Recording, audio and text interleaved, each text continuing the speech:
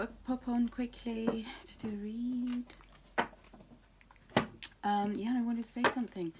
I listened to a Caroline Myss lecture the other day, and it was so interesting. I really recommend you look her up. She's called Caroline Myss, Myss, M-Y-S-S, and she is like a spiritual director. She calls herself, as well as other things, nice things. And she was talking about the power of your words, which I thought was fascinating, the way she presented this. And she specifically said, when you get into power plays with people, you hemorrhage your energy, which I thought was extremely interesting. And the thing is, you get to choose how to respond. The fact is, you choose how you want to respond. And the less of the choice, really the less of the outcome, you know.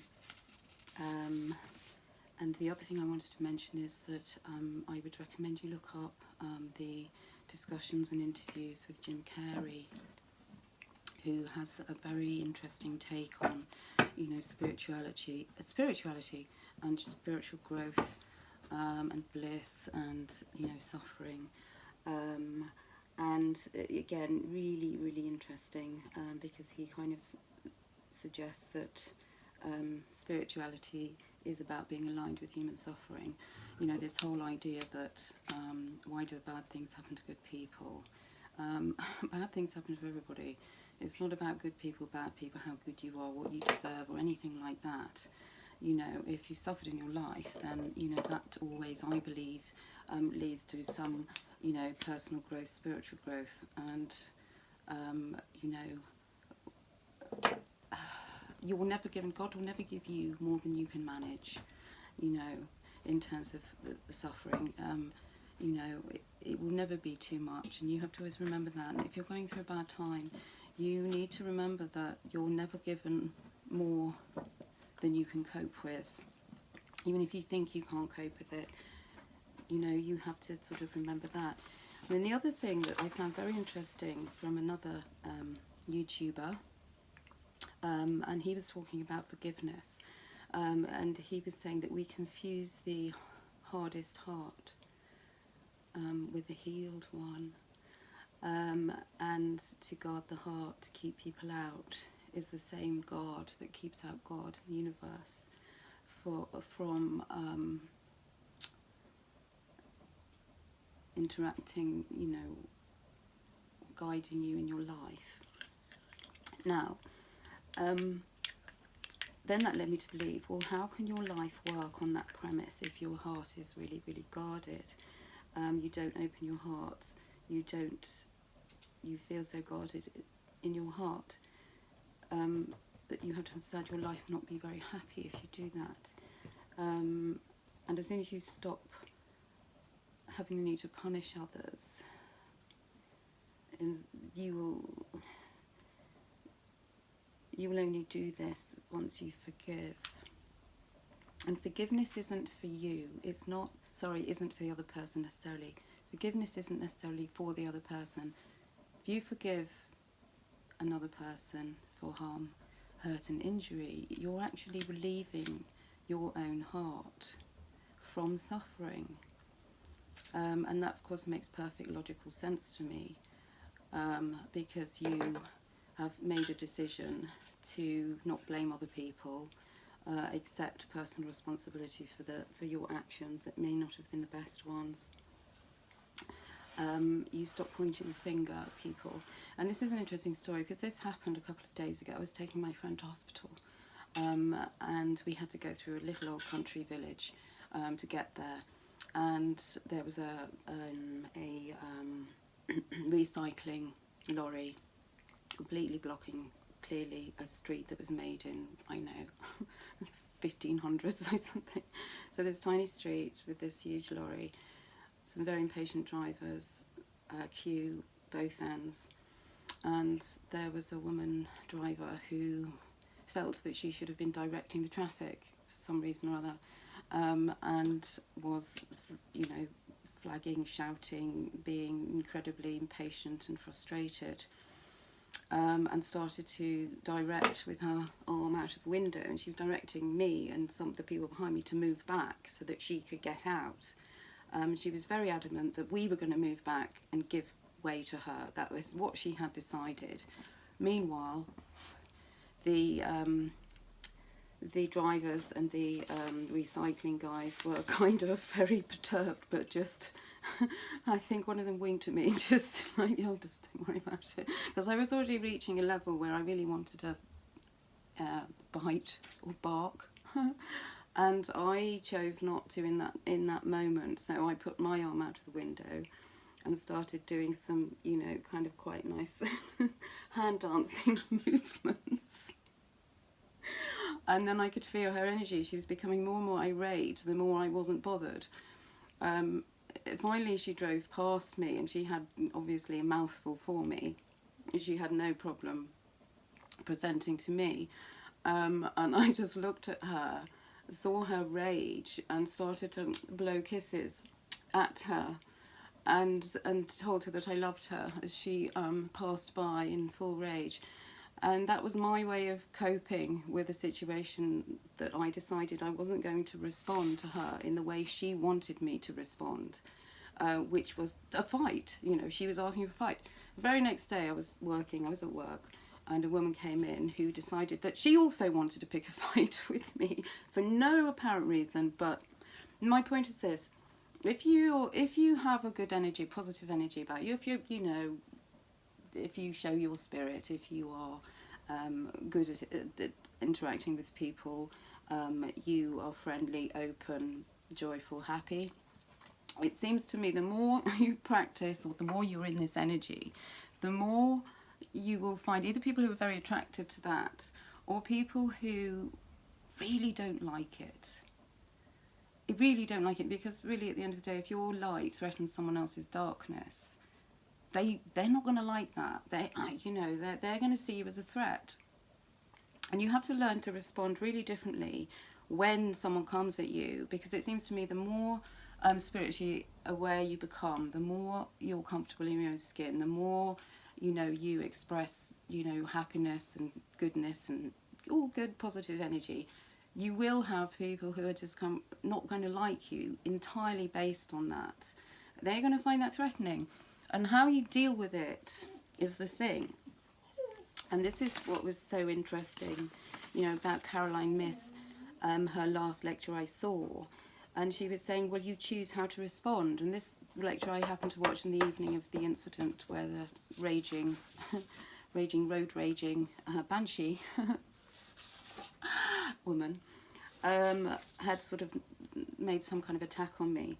And if we were to go around constantly reacting in a negative way back to anyone who throws us any negative energy, then that is how we hemorrhage our energy. Suddenly we're hemorrhaging all our energy into a situation that's entirely negative based on, well, this woman obviously had a very large car and a very large ego to match. And it was very, one of those, I want to have a combat, I'm determined to have a fight with you. And my stance was, well, I'm determined not to. Love and light, have a nice day.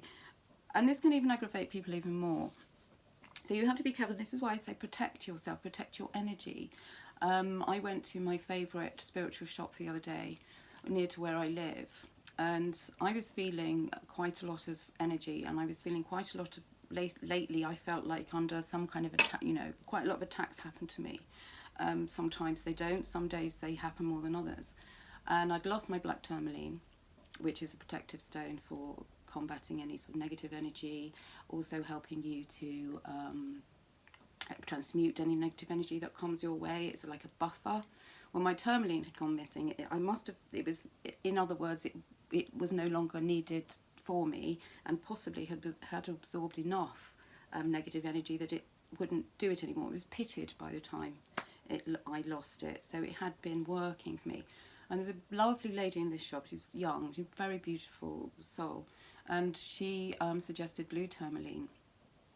So, not so much under duress, but because I felt I needed some other protection, I managed to buy this beautiful piece of blue tourmaline, which I would suggest if you, she said to me the black tourmaline can be too heavy for some people, and this is probably the case because it kept coming off and I kept losing it or misplacing it, the black one I had. And she suggested that, you know, if you are EPS, extra sensitive, EPS, high EPS, lovely, HPS, highly sensitive person, or, you know, if you're finding yourself feeling more vulnerable to negative energy, I would really suggest not just looking at the black tourmaline, especially if you're female, if you're a woman, go looking at the other colours because they might be more appropriate for you and your energy. And, you know, in this particular shop, she also cleansed it for me with some Palo Santo, which I really recommend, Palo Santo.